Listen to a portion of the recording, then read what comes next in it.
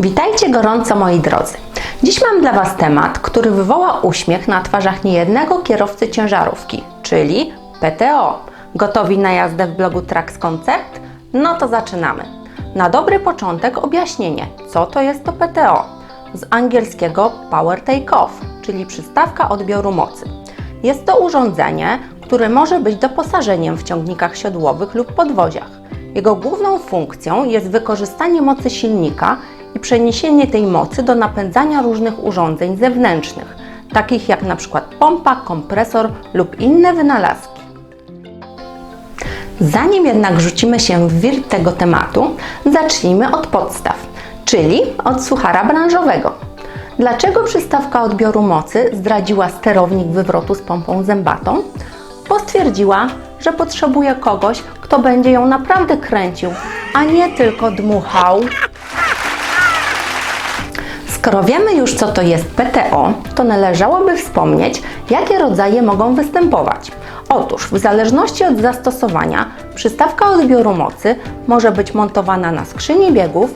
Jest to opcja tańsza i częściej spotykana w naszym regionie, w szczególności wywrotkach. Oraz druga opcja to przystawka odsilnikowa, montowana bezpośrednio na silniku. Ale nie martwcie się, nie będziemy teraz przechodzić kursu mechanika samochodowego. O temacie doboru przystawek opowiem Wam w innym odcinku naszego bloga. A teraz przejdźmy do sedna sprawy.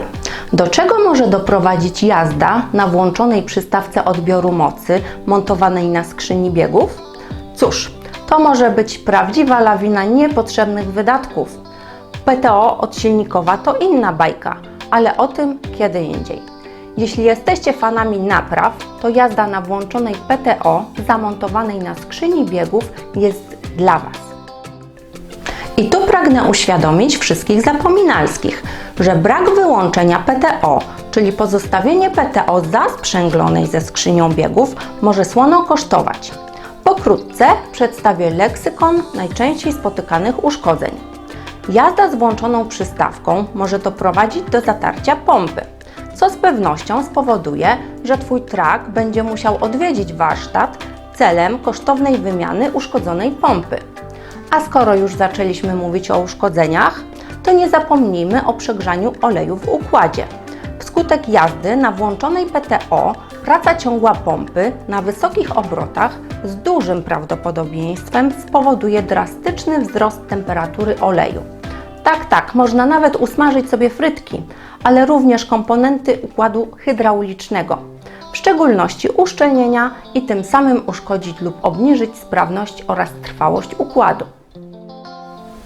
Nie wspomnę, że tak jak olej po usmażeniu frytek powinno się wymienić na nowy, taki olej hydrauliczny po przekroczeniu maksymalnej temperatury pracy traci swoje właściwości i również należy zastąpić go nowym olejem.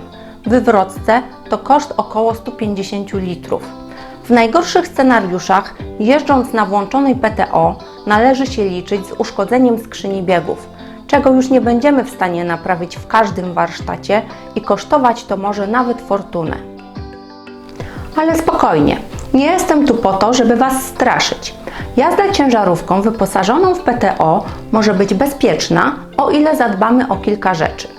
Jeśli macie automatyczną skrzynię biegów, to integracja z modułem komputera i kontrolowanie pracy PTO to Wasi najlepsi przyjaciele. W przypadku manualnej skrzyni biegów zastosowanie sterowania z automatycznym rozłączaniem PTO podczas opuszczania skrzyni wywrotu jest kluczem do sukcesu. A na wszelki wypadek sterownik z diodą to dodatkowa sygnalizacja dla zapominalskich. Dioda zgaszona, możemy ruszać w trasę. Podsumowując, jazda z włączoną przystawką odbioru mocy może spowodować prawdziwy ból głowy, ale z odpowiednią wiedzą i ostrożnością można uniknąć większości problemów. Więc pamiętajcie, driverzy, żeby PTO Was nie zaskoczyło.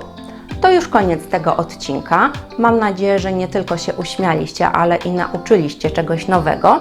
Jeśli tak, to subskrybujcie kanał i odwiedzajcie stronę Trax Concept.